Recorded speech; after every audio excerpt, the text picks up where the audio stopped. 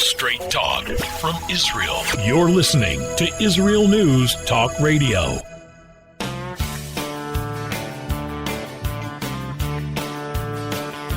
Welcome to Returning Home. I'm your host, Natalie Sapinski. This has been an interesting week. We sent our first son off to the Army yesterday. It was a day that we, honestly, I never thought this day would come, but it has. And it was a little bit disappointing. We took him in the morning to the base, the Air Force base outside Beersheba, where he was supposed to meet, and then they would take them to the base where he's going to actually be stationed down south in the Negev.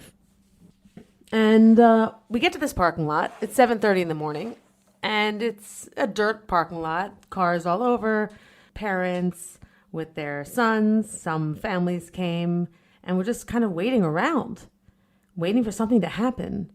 And eventually there's an announcement, like we couldn't see where it was coming from, but it was to the entrance, the formal entrance to the base itself, calling all the soldiers to come. You know, we said goodbye, gave him a hug, and he crossed the road. They all went on, kind of the individual families let their kids go. And we got a picture in the parking lot earlier, but it wasn't like formal, no formality. And I don't know if it's always been that way. I understand the corona has changed things. It used to be different. It was kind of nice, not crowded, and nobody to really watch you or anything, no ceremony. But, we're very proud of him. Sruli, our big boy, has taken a lot on his shoulders. We moved to Israel. He was 3 years old. He turned 4 here, and he's been our Israeli, our kind of like our adult. And whenever we have problems with bureaucracy, mail, the phone, we just throw it on him. And he's had to take on responsibilities that really a child should never have to take on, about things like, bills and just the stuff I just told you, banking, electricity. Whenever we have a handyman, we just like call him and have him talk for us. And he's a kid, but actually he's 19. He's really not a kid anymore. We hope he does well and has a meaningful service and meets a lot of good people. We have another one going off in a year. All our kids look up to him. It's a little bittersweet, but we're prepared because he has been away from home for years. Our kids leave home when they're in 9th grade. All right, stick around. We'll be right back.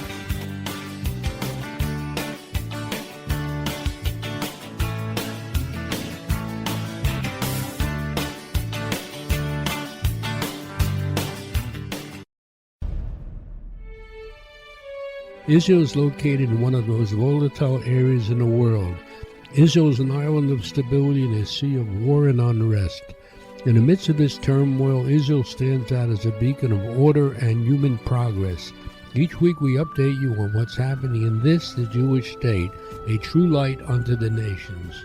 This is Jay Shapiro. Join me every Thursday on Israel News Talk Radio.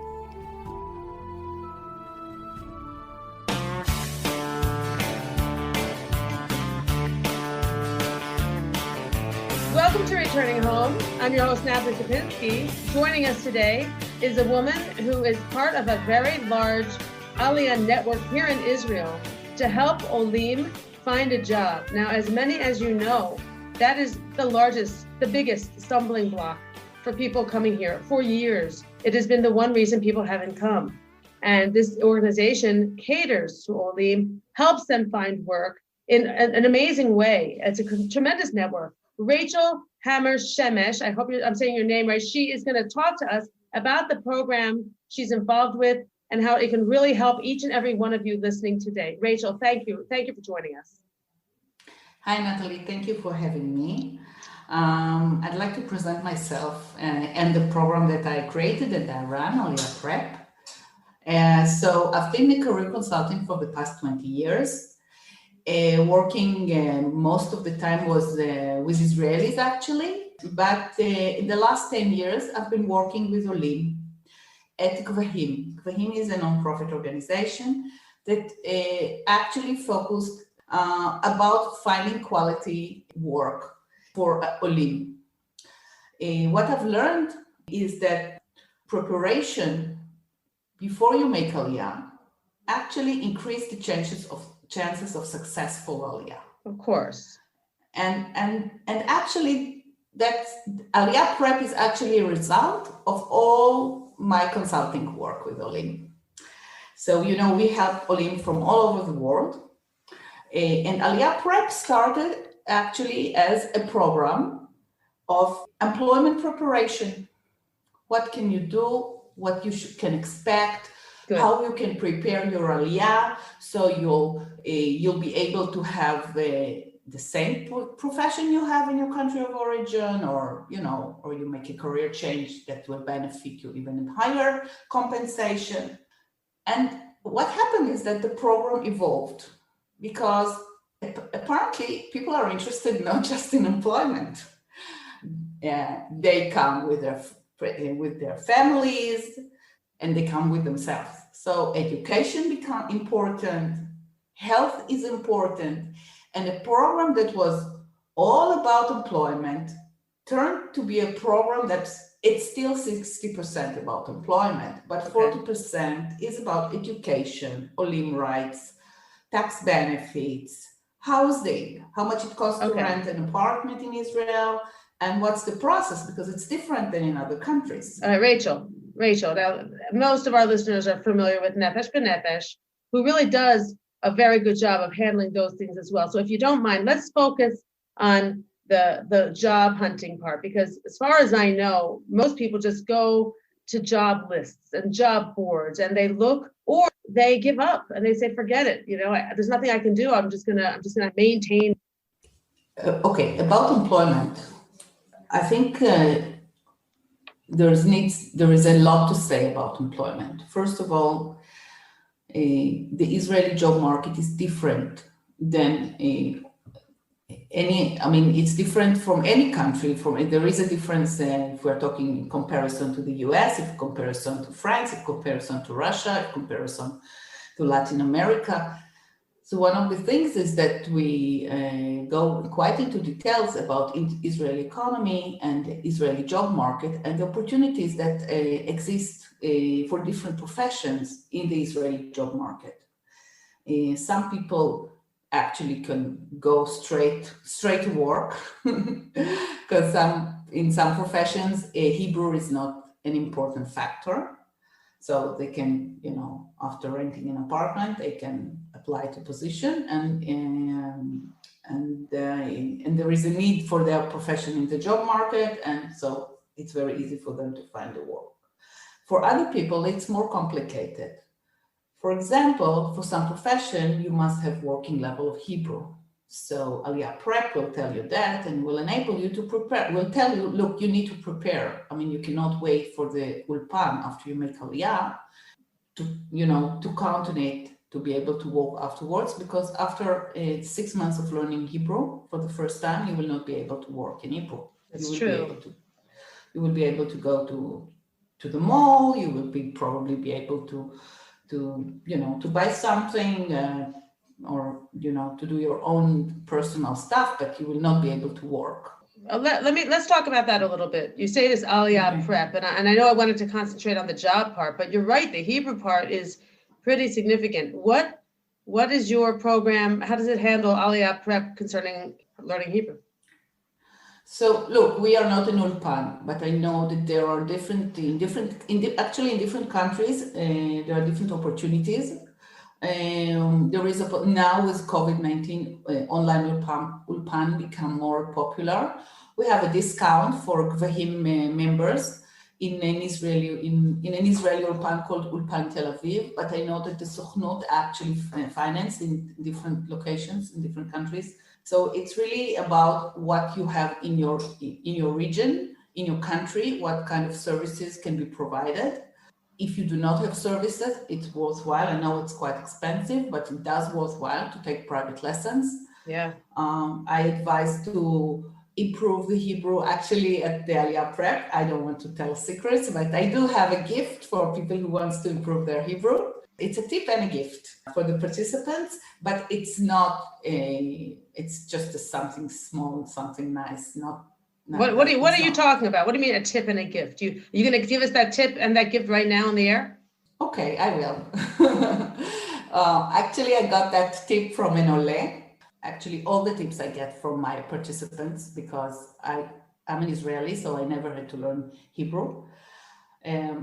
So the tip is to watch children TV shows, because the pace of that they speak is quite slowly. The words that they use are quite simple words, and it enables you to learn Hebrew in a more friendly way. And also you have a benefit of quite understanding Israeli culture. You're right. It makes sense. When you come to Israel, and if you have children, they will go to the kindergarten, and the children will speak about Parpar Mechmad. That means like a friendly butterfly.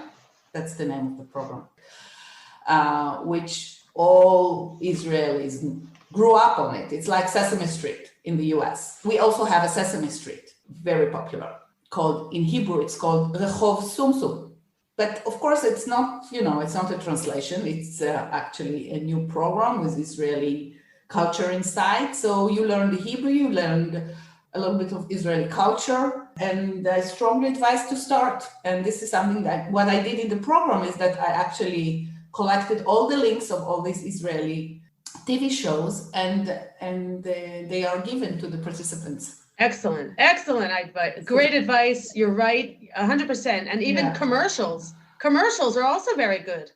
Yeah, well, I'm not about. I cannot recommend commercials. But you learn expressions. You're right. You learn songs, culture. You just learn the language as you're singing the song, or you learn the expression, just like they say it on the commercial. I remember being in all that myself, and hearing the Nescafe commercials, the Pasuk Zman commercials, and it's easy. It's easy. Very good.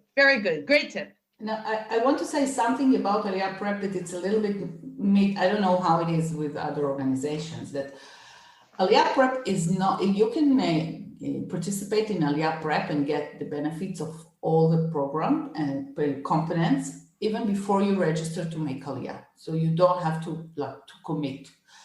From my point of view, I want people to make Aliyah, of course, but not everybody must make Aliyah. Aliyah is not right for everyone, or it can be right at one period of time or another period of time.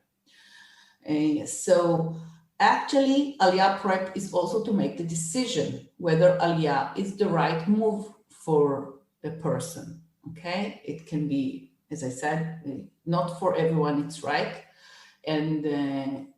but we want to stay in contact with all our participants, whether they make Aliyah or not, just to be in contact and to have a connection to Israel. I think it's something that it's important to us also. And so what we provide in addition to the program is a very accessible information. Yes. When you keep saying the program.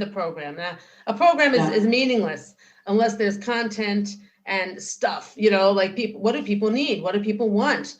Why do people turn to you? Why did you create this? If there is already, I hate to belabor the point, but there is a Nefesh B'Nefesh, and they've been in existence and they've been successful. Why start something else?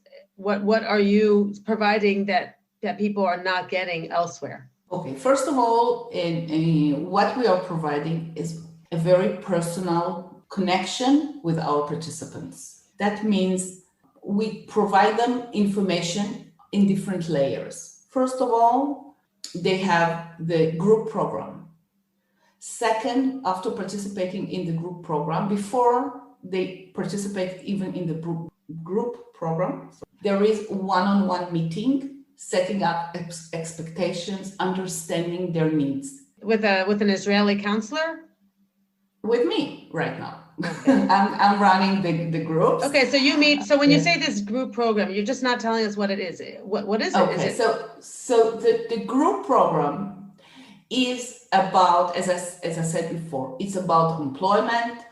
It's about the Israeli, all the benefits that Olim has, I speak about it. They can ask questions. I understand It's that. not just- I understand it. It's information, but when you say it's a program, are there workshops? Is it an online? This is okay. So when I say the program, first of all, a workshop that is a 6 hours workshop that is divided into 3 meetings. We will be back with more from Rachel Hammer Shemesh and about this Aliyah Prep program, which is excellent.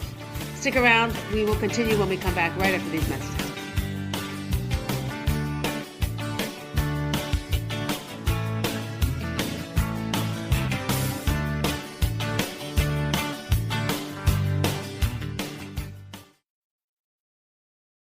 The Tamar Yona Show. Tamar, she's sassy. She's smart. She's funny. But she's also a real Jewish mother. Hi, everybody. I'm Tamar Yona. And yes, I can be all of those things. But at Israel News Talk Radio, I'm here to bring you the news stories and guests that you may not hear anywhere else. Join me live on air Sundays, Mondays, and Tuesdays for the most unique and bold talk radio in Israel. The Tamar Yona Show.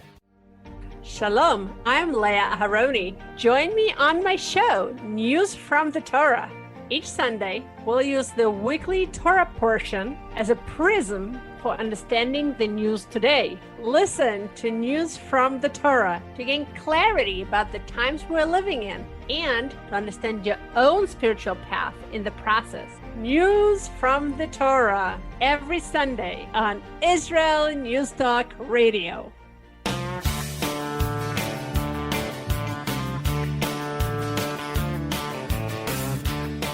Welcome back to Returning Home. I'm your host, Natalie Sapinski.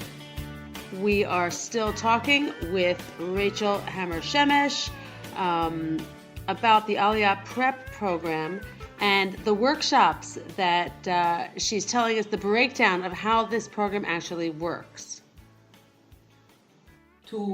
Each meeting 2 long hours, online workshop, interactive online workshop with the ability to ask questions. The content can be changed according to the needs of the participants.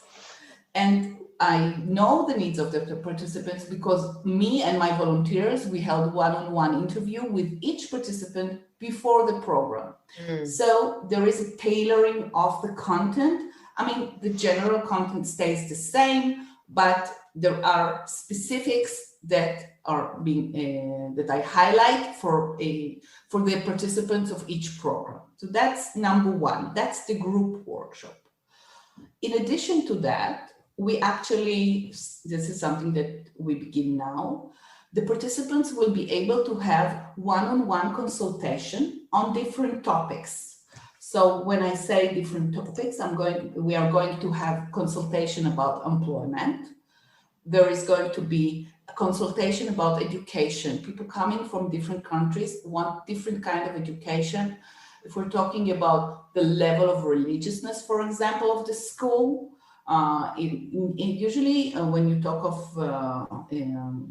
of countries outside Israel, there is the Jewish school. Maybe in the US there are more possibilities, but in other places you have one Jewish school. When you come to Israel, you have more opportunities, and people are interested in this topic. Also about the medical system, I can tell you, for example, that many people choose Israel over other Western countries that they can relocate to because of the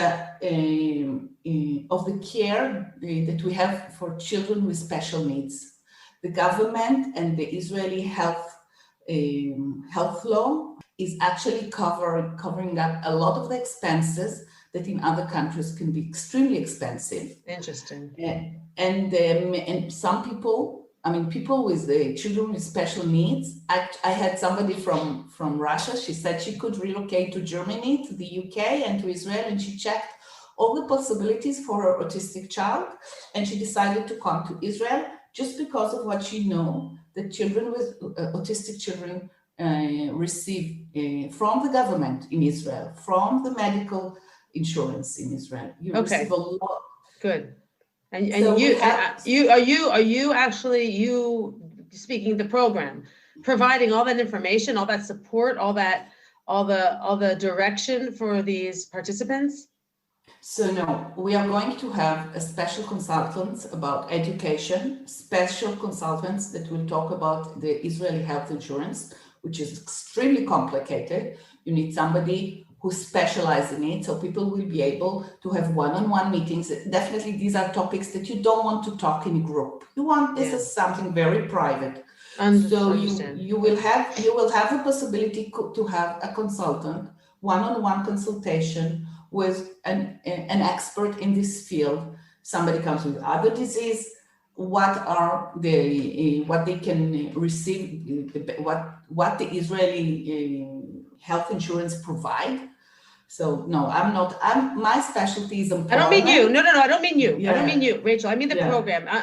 We're talking general here. Your program is providing a lot of services. People who don't have any resources, no family, no connections, no friends here, your program is providing them with really a support system. It's very good and professional support, right? Yeah. And of course, we have the Gvahim Support Network, more employment related right now, but probably it will grow also to other topics. The Gvahim Network is a very strong network, and people who participate in Aliyah Prep can start networking before they make Aliyah. This is one of the best ways actually to try to secure employment before you make Aliyah. We talk about how to increase and improve your network in the workshop, in the group workshop, because that's something that it's related to employment. Okay, I've got a question. I really don't see this happening now. For many years, people have said you really can't find a job in Israel until you're there. Yeah, that's true. It's still true. Okay. Unfortunately, and I'll explain. I think some of the reasons are quite simple.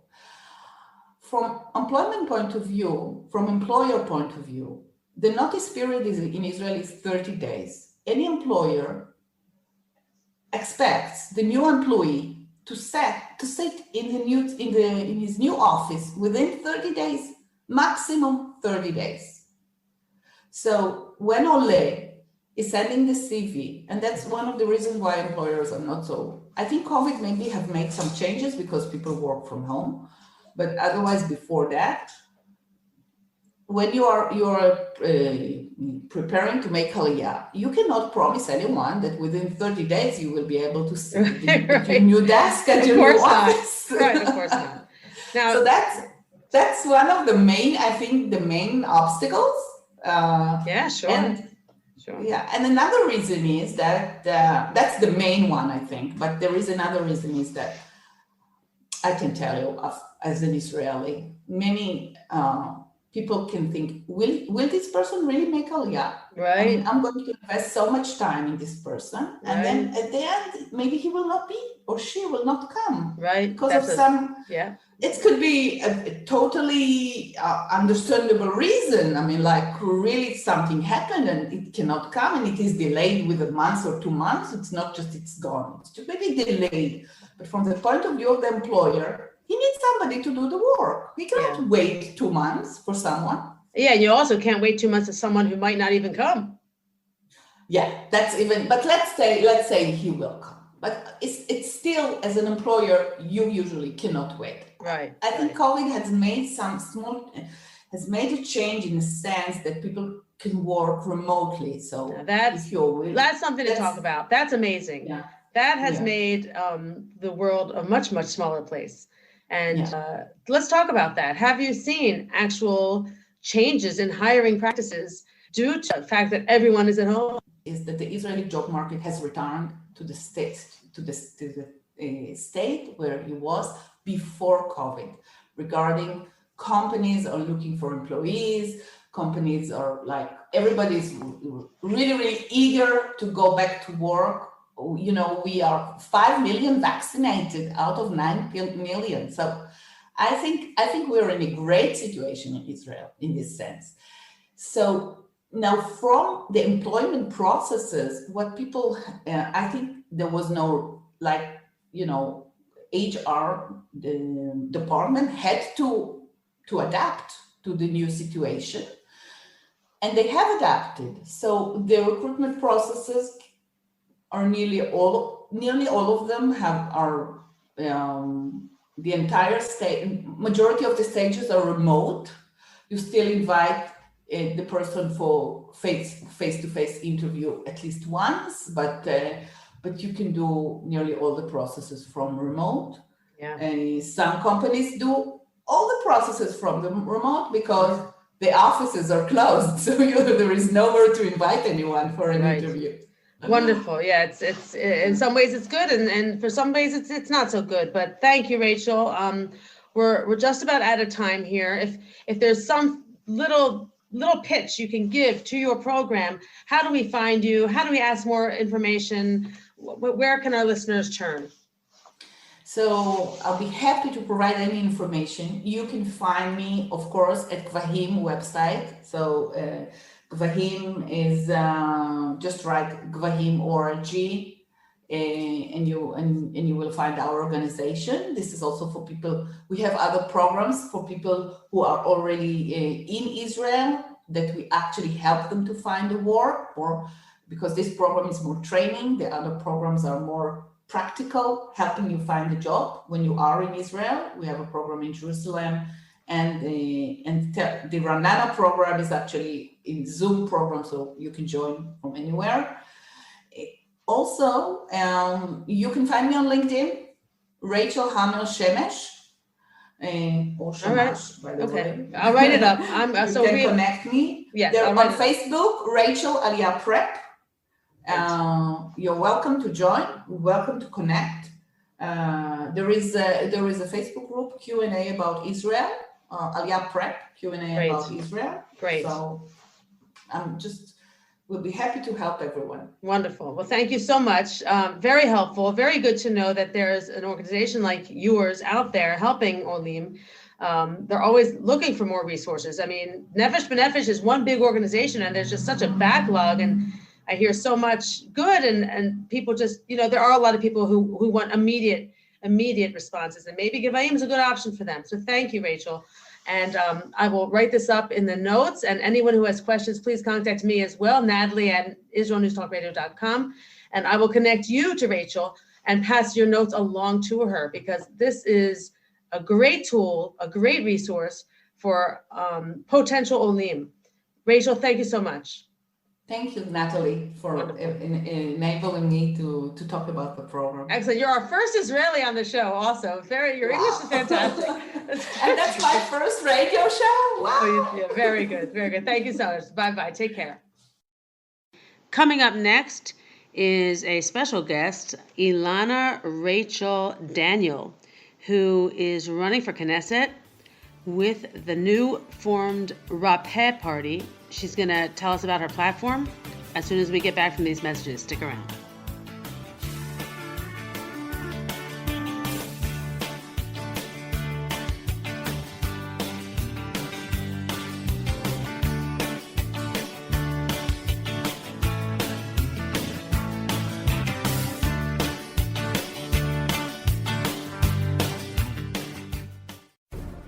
In a time where feelings have become fact, where rational thought and common sense has disappeared, one man stands above it all.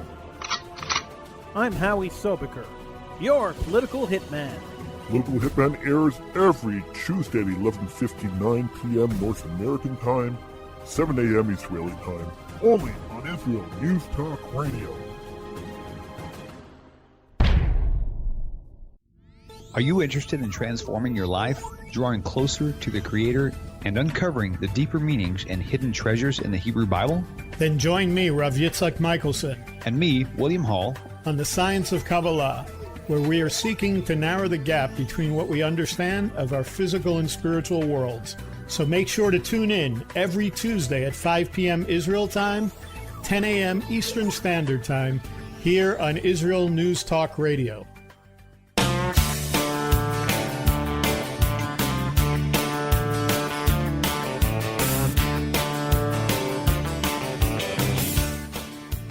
Welcome back to Returning Home. I'm your host, Natalie Sapinski. Joining us today is my favorite guest who has been on a few weeks now. She has been in Israel, I think, 30 days. Aliza, are you with us? I'm with you. Yofi. Aliza Bracha Ben Shalom, I think is her full name. Nice and long. Okay, you're in Pardes Chana. You, last we spoke, you were in the park and you lost one of your children, and that was an experience. Yeah, that was quite the experience. Yeah. Every day for you is an experience and an adventure, right? Big adventures here. So tell us the latest. Are your kids in school? Yes, the latest is that they're in school as of Tuesday. It should have been Monday, but I didn't understand that I had to go to the Moatza, which is basically like the township building, to register them. So I registered them with the school. I thought everything's okay. We're ready to go. And they're like, oh, did you go to the Moatza? And I'm like, I don't know what the Moatza is. So okay, now let me ask, why? Okay, now you came with Nefesh B'Nefesh, and yes. you had a lot of planning involved. You did a whole shipment and everything, and you found a house from the States. Why is all this? I guess these are just things that maybe fell through the cracks. But do you have a liaison to help you with these things?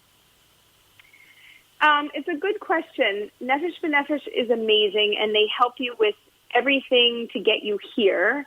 In terms of the schools here, there's a lot of stuff you have to do once you're on the ground. Like, I couldn't register with the township until we had an official rental contract and other documentation. We needed our Tuadat Zehut, our official ID here. But that only just came in the mail also last week. Right. So even if you know what to do, you can't always do it because you don't have the right documentation.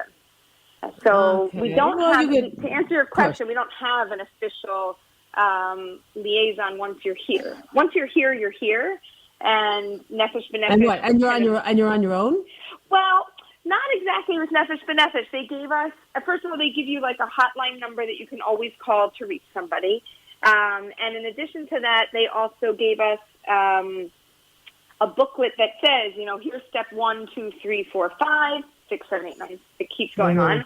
And once you do these, once you do the first step, you could get to the second step. And without, each step, you kind of can't get to the next one unless you've done the first one, which is why they give you the order of what to do. And I was told years ago they didn't even have this.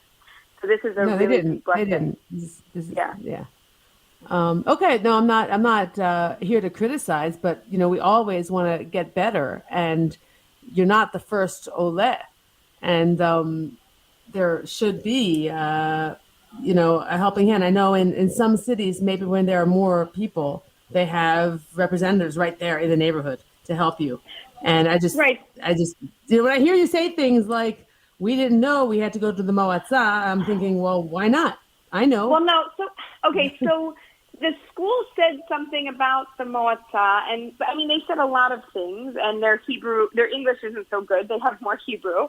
So I heard it, but I didn't really understand it. And I thought, I can just call the Moatza. I'll just call. And then because there are WhatsApp groups for, each city and community, and people started to reach out to me, and they're like, okay, are you sending your kids to school? Did you remember you don't call the Moatza, you have to show up. So somebody did, somebody did tell us that. Okay. There is a lot of bureaucracy here, but once you get here and you get used to it, it just becomes part of your life. Right, and it's not, I'm not upset about it. It was just like, that was on my list of things to do besides receiving the lift and Passover and getting a refrigerator and all of these things. Whoa, it's a lot. It's a lot. Every time you tell me that the house comes without a rental here comes without appliances, and I'm chuckling, I'm laughing to myself because no kidding. But for you, also I'm thinking why didn't anyone tell you that? You had this rental person, didn't they tell you? But then you explained to me you really didn't have somebody. You didn't get everything. We did that part on our own. You did that part, and that's fine. you know Go these ahead. things, like you heard it in passing, or they're like, oh, right, you'll need appliances. And it's like, yeah, right. But you're worrying about the other 75 Right. things that are on your list before you get to that. And you got to get to the Right. country first. So there's just so many. It's Right. like we have to go through all these steps to get to the end zone. And then you finally get there and you're like, oh, right. Okay. So, I mean, still with appliances, we have a washer and dryer, but it's not installed yet. And we have a dishwasher, but you can order the dishwasher, but you shouldn't open it because somebody else has to install it. And now you have to wait. Right. Look, honey, I know. It's what you're doing. It's funny. You think it's going to be like 1, 2, 3. It gets here, you work it. No. Then you have to call for the person to come. And when is the schedule? When can he come? Will he be here next Thursday? Oh no, right. It's a long time, but you have a great attitude, and it's summertime now, and at least you don't have to worry about being cold, right? Always look at and the we good. sent our Always look at the laundry good. out. There was a laundromat. Yeah. They washed it, Awesome. dried it, and folded it, and took Look, care that of is it. not also that is not a what do I say? I don't think I'm going to use the phrase properly, but these are not difficult things. These are first world problems you're having. Not having a laundry machine. We didn't have a dryer for the first 10 years we were here. We just got a dishwasher in August. I can count on my hand how many people have a dishwasher in Susia. Right. It's standard of living. It's no big deal. Really, no big deal. Right. Right. So we're having an okay time. The kids they've had their third day of school, so that's. Tell me what they challenging said. and Tell me exciting. the ages of your children. I want to hear because I think we're going to have a show with some kids telling us their view. I'd like to hear comparing. You have American kids. All of a sudden, they're in the Israeli American class. kids. So, Yeah. So they are 7, 9, 11, and then my teenagers have been here since October. All right, so let's talk about the little one. So the 11-year-old, I'm guessing, is in Kita Vav. Hey, he's Oh, well, he's he's in in Hay? Hay. Okay. Yeah. So Which is like the 6th grade, I think. It's 5th grade. So he's, I guess, I think all of them are a little bit in shock and just for the first time maybe quiet in their lives, Yeah. Are they giving them a can't say friend in the class? The school's been great. They help out with translation. The classes are small. I don't know if they exactly gave them a buddy, but they made introductions and they're, translating some of the things for them. And Yeah, they should give them a buddy. Yeah, and my 11 I'll tell you, they should give them a buddy, and they should give you a buddy for a Pardes Khan. You should have like a buddy family or 2 buddy families. That would be great. It's smart. It's a great idea. It's a great system. It sounds good to me. Yeah, they have that at Partners in Aliyah. We do this buddy system because you need a family to be your friend, and then you need a family to help you with stuff. It can't always be the same family, So you want a family who has kids your age, and then you want a family who tells you about the Moatzah and actually fills out the forms for you, So I did have a friend help me with some things because we also, you had to get the phone set up and the name. It wasn't, Ben Shalom. They wrote Ben Simone, and so then you have to. I got on the phone to tell them, it's the wrong name. I need you to change the name. So she responded to me in Hebrew something. And I thought she said, okay, I'll call you later, or we'll call you back. And she said, no, I'm going to send you something. So then she sends me the form all in Hebrew to fill out that I should figure out how to do that to change my name. So a friend of mine helped me. She said, do you want me to do it for you or with you? And I said, yes, please. Please take care of it. Good. Yeah, it's very humbling to have to take and accept so much help. I know you're the type of person who is a giver. And you're all of a sudden in this role, and it's hard. It's hard. It's hard. But the kids are also learning. Look, Ima and Abba are also struggling the same way you're struggling at school. You can see that we're struggling to order food and figure everything out. Like we went to a restaurant the other day, and we said, Tafrit ba'anglit, do you have an English menu? And they were like, no. Like we don't really have so many English speakers around here that we need it. And we're like, okay.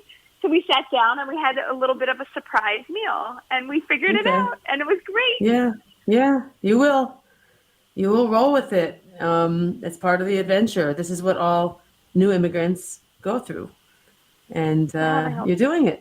You're doing it. You know what? we're happy to be in a new city. It's a lot of new experiences. You know, we keep telling the kids whenever something happens, we're like, surprise, hafta'a, it's a surprise. Right. You know, what happened? A surprise good, a surprise bad? No, just a surprise. Nachon. Good. That sounds great. It's a great lesson. So tell me what you have planned for Yom Ha'atzmaut. So I think we're going to figure out what the festivities are here, because I think we don't have to do anything. That's my point. Yeah, you don't have to do anything because you're in Israel, and it's all done. What's here? It's all done for you. The city, the town will have something. Probably, you know, they'll have fireworks, or they'll have a game day, or they'll have the army out with all the tanks to climb on, or, you know, everybody will barbecue. Oh, it'll be great. This is the best part. This is the best time to be here, and you feel it. You feel it like in your body, in your veins. You'll see the flags. You probably see the flags. They're all out. The blue and white flags, right? And they're decorating the circle, like around every traffic circle. Right. There's new decorations. And I said to my husband, look, this just went up. Like yesterday, this wasn't here. Yeah. They're real serious about it here. It's a beautiful thing. It's something that America lost a long time ago, I think, that patriotism, you know, and it's alive here, really alive here. And also today we had, for Yom HaShoah, we had the siren that went off. So we had to explain to the kids that this was going to happen exactly at 10 o'clock and what you should do, and that we send them to school wearing a white shirt, not the regular shirt, because that's what they do on the special days. There's like all these little rules. And I got they grow up with it. From friends. They're like, do you remember? We are out of time. Thank you, Aliza. I'm going to cut you off. Thank you for joining us. I know you're super busy. Thank you all for listening. If you have any questions, please email me, Natalie@IsraelNewsTalkRadio.com. Have a great week. Where can you get the inside news on Israel? At Israel News Talk Radio, we're dedicated to sharing Israel's inside story with the world by providing our listeners with news on Israeli politics, current affairs, and Israeli Jewish culture. The Israel News Talk Radio homepage also provides you, the listener, with useful information at your fingertips, with scrolling news headlines, weather, currency exchange, Shabbat candlelighting times, and so much more.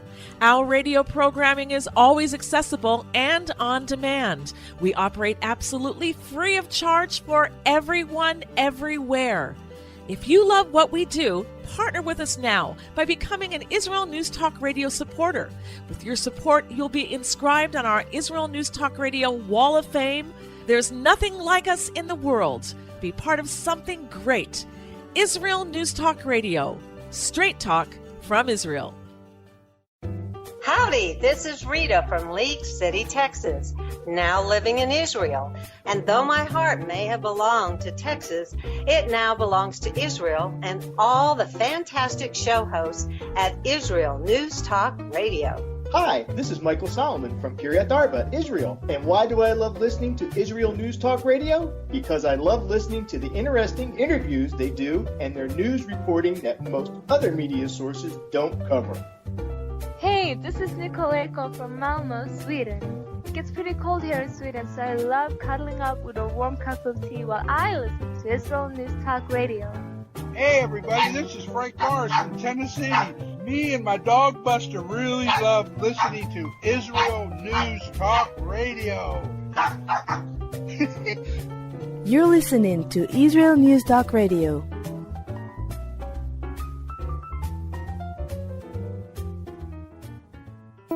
News, opinion, and more. You're listening to Israel News Talk Radio.